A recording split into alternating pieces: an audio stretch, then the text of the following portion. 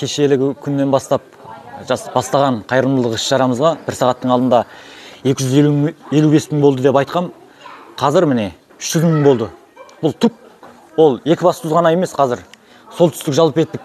Солтүстікке көмектесу керек. Өйткені Петропавл Қызылжарда да бірнеше жер жарылып, труба ескірген ба, о жақта көшіп барған ел жұртымыз бар. Маңғыстаудан келген, Шымкенттен келген білесіздер ғой сіздер. Енді ағайындар, Екібастұзға бірінші барып соған көмектесеміз ғой. Бірақ ол мына көмек түк те болмайды да, бұл көмек.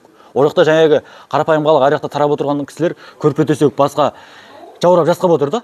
Сондықтан мен керек десе үйімді сатам ағайындаршы. Елім берген үйді еліме қайтарам керек десеші. Бірақ ол үй алам деушілер хабарласа беріңіздер. Керек десе болмай берсе соны сатам. Ал Астанадағы, Қарағандыдағы ағаларға айтарым, ел жұртымыз, азаматшалар, киілмей қалған киімдеріңіз болса, көрпе төсектеріңіз болса, берем деген мал түліктеріңіз болса, мына әртүйемге әкеп берулеріңізге болады Астанаға. Және де көмір зауытына кім қарап отырғанын білмейміз. Қандай қол ұзын көкеміз болсын, Алла разылығы үшін, арғы өмірдің сауабы үшін 200 тонна ма 300 тонна көмір көмекке берсеңіз, осы сол кісіге байланысы бар ағалар естісеңіздер, бір ауыз айтсаңыздар.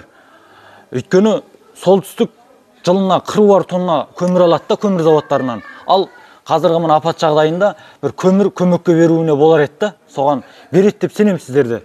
Және де мені ойлап жатқан шығарсыздар, бұл неге сонша деп не қылды деп ше. Солтүстік барлық жерде апат болды да ағайындар.